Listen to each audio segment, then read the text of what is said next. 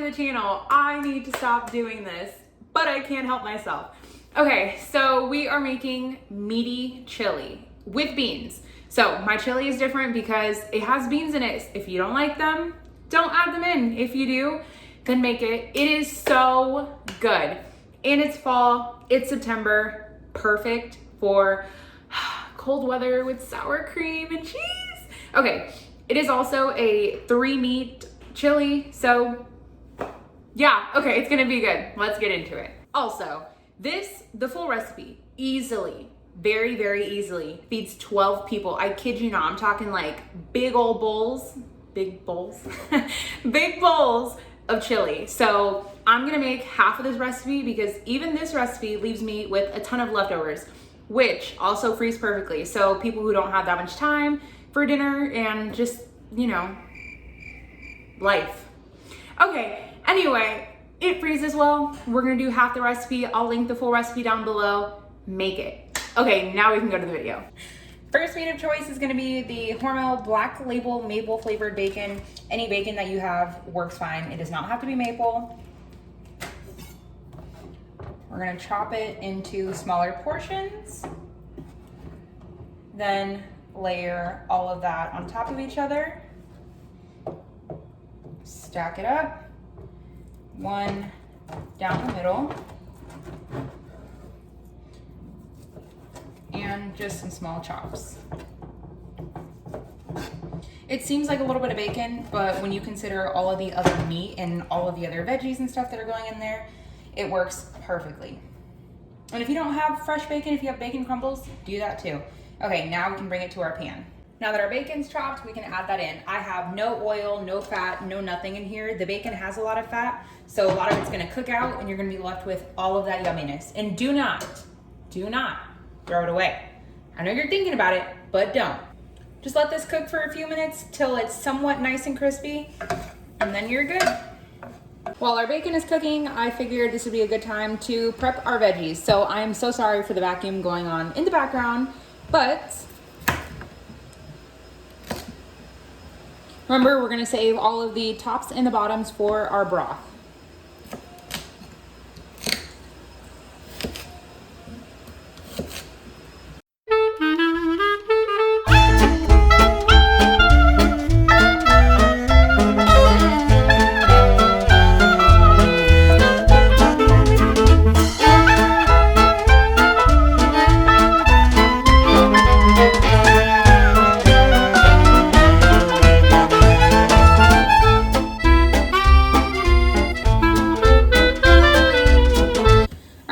Nice and good. We can put this in our freezer bag for our broth. If you guys watched my last video, then you guys know what I'm talking about. Then we can go back onto our bacon.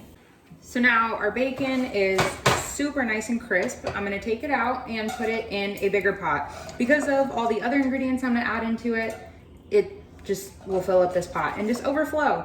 So putting it in a bigger pot. Get all of the last little pieces in there. Now, of course, I only used, 2 pieces of bacon, so there's not very much fat. I'd say at max, you're looking at a tablespoon. So, if you happen to cook bacon earlier, which I did, I saved the rest of the bacon fat. This is amazing. Like, bacon fat is amazing to keep in your freezer for just a cooking oil, either for your eggs or for anything. But I need a little bit more for the rest of the meat we have, so I'm gonna add about another tablespoon. Now, of course, final touches and everything, we're gonna drain everything out, so do not worry about having too much bacon fat. This is just gonna impart much more flavor. So we can turn the heat back up. You don't have to worry about keeping your bacon and whatnot warm because we're gonna heat it all up together anyway. For the second meat of choice, I have 81% lean ground beef. And this is 1.5 pounds. I really thought it was a pound, but apparently they sell them in 1.5 pounds. I'm just gonna cut this in half. So 0.75 of a pound. Yeah, okay. I literally meant cut it in half.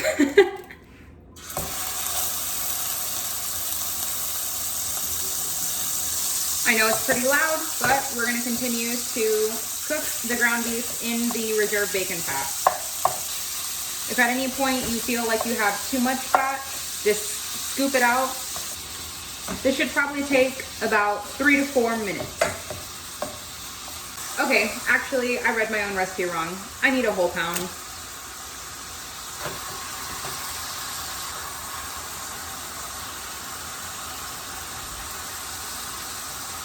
I took out that small portion that was in here because I realized that it was 1.5 pounds that I started out with, not a pound.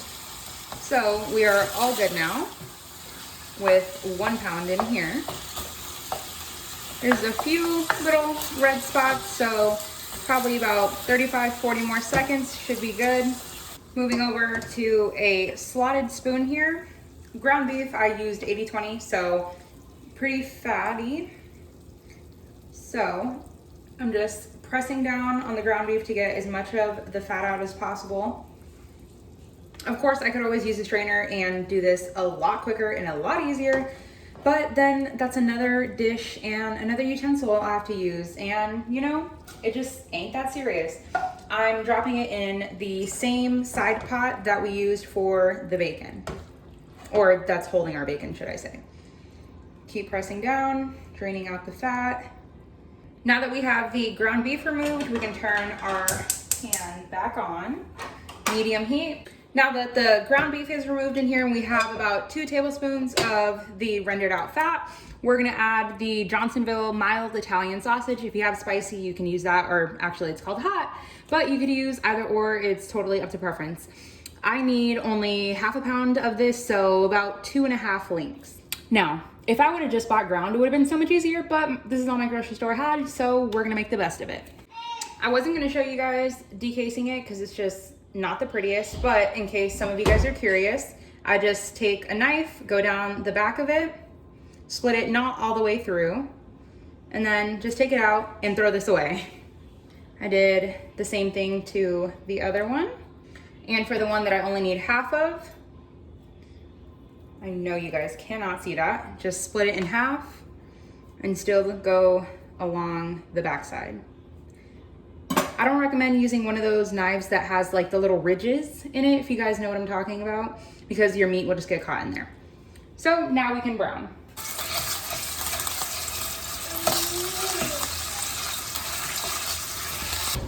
Italian sausage is done. Now we're gonna use our same slotted spoon. Bring that over to our pot. Turn our heat back to medium. And add in our veggies. So still not adding any oil. Still have about 2.5 tablespoons. Add in everything at once. Our peppers, our onion, and our celery.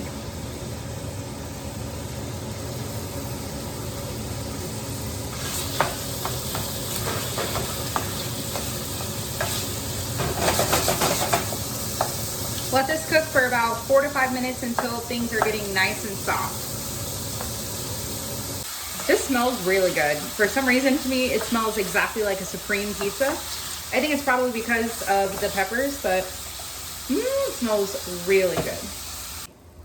So peppers are looking good, nice and soft, not too much color because they're gonna continue cooking with the rest of the mixture. So next we're gonna add, oh, can't see that, half of a can of tomato paste. Give it a good mix around, let it touch the heat. The pan is still nice and warm, and so are the veggies. Now, never store aluminum in your refrigerator. Even if it says non-BPA lined, doesn't matter, just don't store it like that. Scrape all of the rest of this out, put it in put it in a small Ziploc bag and throw it in the freezer. If you flatten it out, then next time you need maybe 1 or 2 tablespoons, you can just crack the bag and then you have your tomato paste. Okay. Still mix this around. Now we can add our seasonings. 3 cloves of garlic, some chili powder, oregano, cumin, basil, cayenne. If you don't like spice, you can leave that out. Salt. This is a lot of meat that we have, so we're gonna season it heavily. Black pepper, paprika, and some Worcestershire sauce. I turn the heat up to a medium. Now we can give all of our spices and seasonings a little chance to warm up and toast. Probably I'd say for no more than a minute, and then we can transfer all of this to our meat mixture. Now that's nice and toasty. Put that off to the side. Bring over our nice Dutch oven. Now we can take all of this mixture and scrape it in. Now we can add in a can of diced tomatoes. This just has no salt added, and a can of Bush's chili pinto beans in mild chili sauce. We can add our beans, of course undrained, so with all of their juice, and the diced tomatoes with their juice as well. I turn the flame on medium. Now we can give all of this a big mix. This is a 5-quart, I believe, Dutch oven, and this is pretty much halfway full. So imagine if I would have made the full recipe. So I'm telling you guys, this feeds a ton of people, and this is so perfect for, I mean, just anytime really, but fall, game day, and you could also make it stretch by adding more beans. So any kind of beans really work in this: white, black, red, purple, green, orange, whatever you got. All right, now we're gonna let all of this get warm and thicken up. I might add a little bit of water in here just to kind of help thin it and then thicken it and bring it together, if that makes any sense. So let this go for about 6 minutes. You wanna make sure you taste for seasoning. I already did. It needs a little bit of beef bouillon powder. If you don't have beef, you can use chicken. If not, add just some more salt. We're gonna stir this together. Let it heat through probably another minute. All our chili is done and my shirt is a mess. We can talk toppings. So literally the toppings are honestly endless. Cheese, sour cream, veggies, serve it over noodles, serve it with bread, a tostada, taco, burrito. It's perfect with chips or obviously by itself. I love chili and I'm so excited. There's gonna be so many leftovers. I'm continuously just staring at the pot because I wish I could show you guys without making a mess, can I? Does this not look perfect? Like I said, this is only half the you know what? Let me show you guys. This is half the recipe and my pot is half full or half empty, however you view life. Look at this.